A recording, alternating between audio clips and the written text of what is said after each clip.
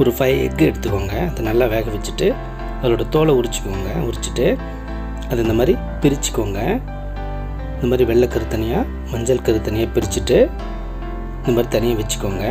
Next ஒரு பவுலில் ஒரு 3 ஸ்பூன் கடலை மாவு, 2 ஸ்பூன் கார்ன்ஃப்ளோர், 1/4 ஸ்பூன் மஞ்சள் பொடி,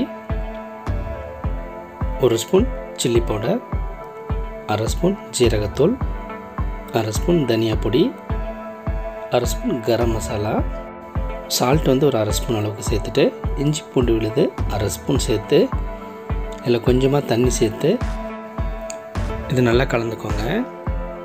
இது நல்லா கலந்துட்டு இதில் ஒரு ஸ்பூன் அளவுக்கு காஷ்மீரி மிளகாய் போட்டு சேர்த்துக்கோங்க.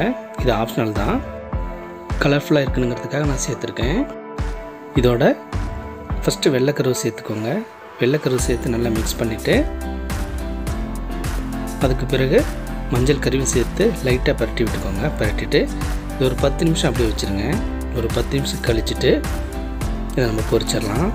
மிதமான தீயிலே வச்சுட்டு இதை நல்லா பொரித்து எடுத்துக்கோங்க. நல்லா கிறிஸ்பியாக வர அளவுக்கு நல்லா இதை பொன்னிறமாக வந்த பிறகு இதை எடுத்துருக்கேன். இது நல்லா ரெடி ஆகிடுச்சு பாருங்கள். நல்லா கிறிஸ்பியாக அது ரெடி ஆகிடுச்சு. இது ஈவினிங் ஸ்நாக்ஸாக நீங்கள் வீட்டில் ட்ரை பண்ணி பாருங்கள். டேஸ்ட் ரொம்ப சூப்பராக இருக்கும். இது செய்கிறது ரொம்ப ஈஸி தான். நீங்களும் ட்ரை பண்ணி பாருங்கள்.